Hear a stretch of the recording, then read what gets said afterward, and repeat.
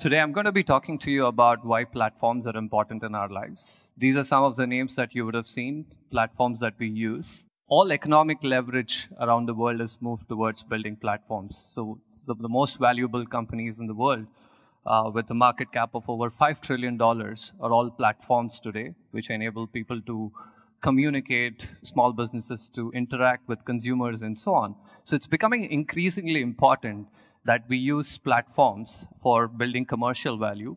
And today my story is about talking to you is around how do we use platforms to build or bring about societal change. This journey started to me in 2016, February, just like any other Bangalorean boy.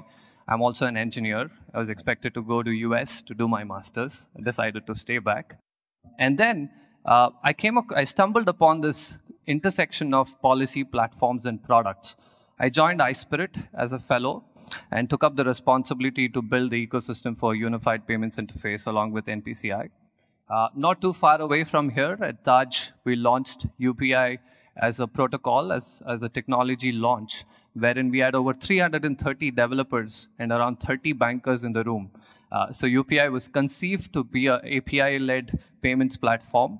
And this journey has helped me believe that today we can solve a lot of hard problems by building societal platforms. It opened up to me to say that for a long time, we thought about solving social problems through policy. Now, how about we start looking about policy in the eyes of a platform? To go back, to give you context, in 2016, India had issued over 600 million plus debit cards. With over 1 billion people enrolled in Aadhaar. The Jan Dhan program was a huge success. And millions of Indians got access to bank accounts even before they got access to actual toilets. However, we still had this issue that in spite of having so many people under the banking system, the digital payment adoption was actually less than 5%.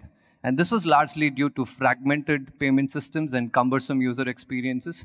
Many of you would have experienced going back to your banks, signing up a long form to enable your mobile banking, and so on to get started.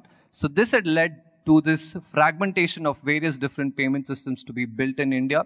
And we didn't have meaningful adoption both from merchants and consumers.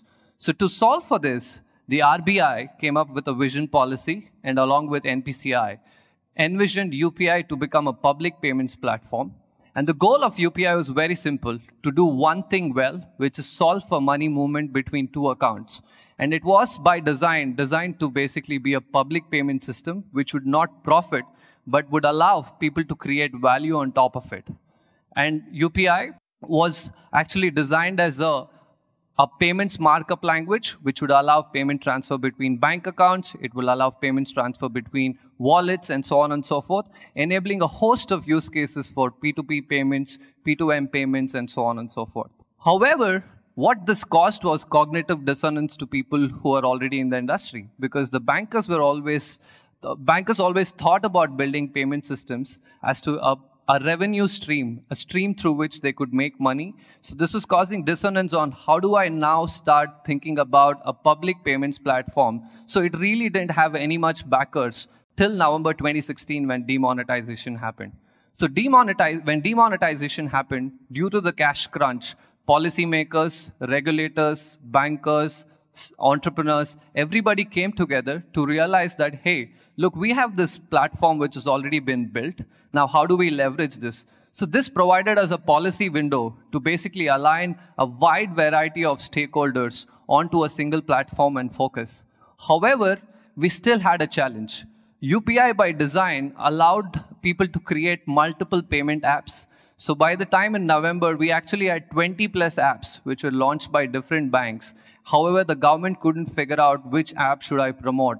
So they came up with this idea to say, how about we build a common app which will basically showcase the value of the platform, which will rally all the banks together. And thus, Beam was born in December 2016.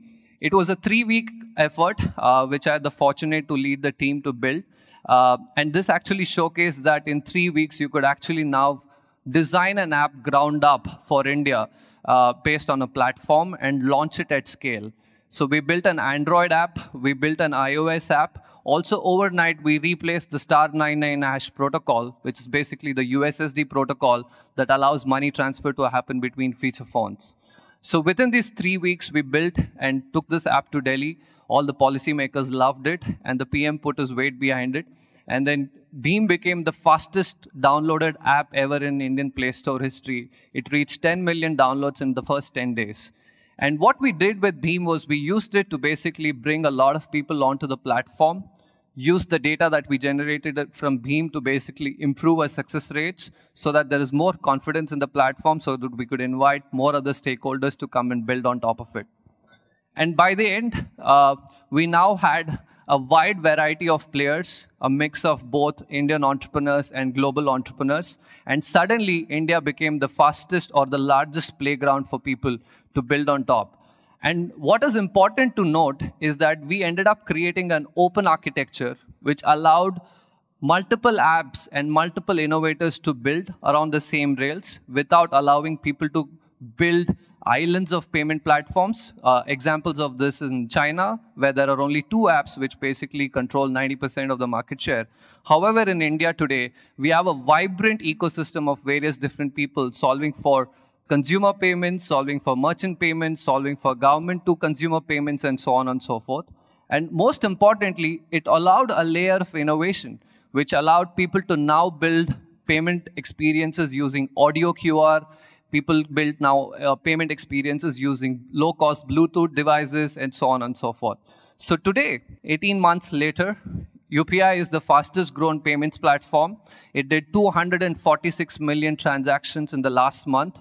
Just to put this into perspective, it took 9 years for IMPS to reach this kind of scale.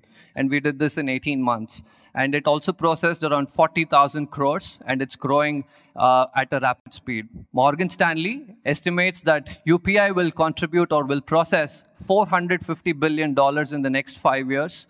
And it will basically aid a number of use cases like payments. It will enable micro-insurance, it will enable lending, and it will enable formal savings across various different ecosystem players who are building on top of this. So what was the big learning out of this? The big learning out of this was that we need to build societal platforms, and these societal platforms by design need to be public goods, and then we need to allow combinatorial innovation and value creation on top of them, unlike existing platforms, which I spoke about in the earlier slides.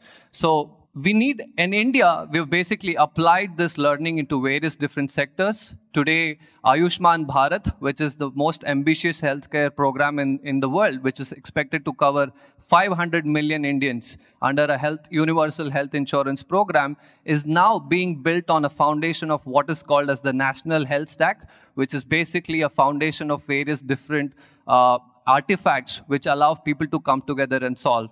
Similarly, we are approaching this to solve for micro-insurance for farmers, where we are trying to build what is called as drone stack, which will enable a drone pilot to apply for a license, to get a license and fly a drone in real time, create a trusted data source, and provide a micro-insurance product for a consumer.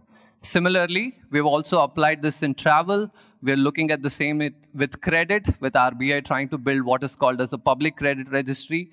We're also building what is called as data fiduciaries, which are basically these entities which are designed not to make any money on top of your data, but only to empower you to get your data from various different data sources.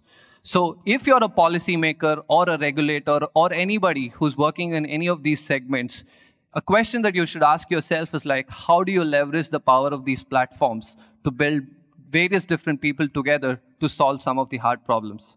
And here's a framework for you to think about how to build societal platforms. Every hard problem that we think about in the world is actually really hard, right? You cannot solve this problem in totality. So the first step for you is to basically break down the problem and unbundle the problem. So if you talk about financial inclusion in India required multiple things to happen. The first thing is that we had to give an identity to every Indian. So that's where Aadhaar was conceived.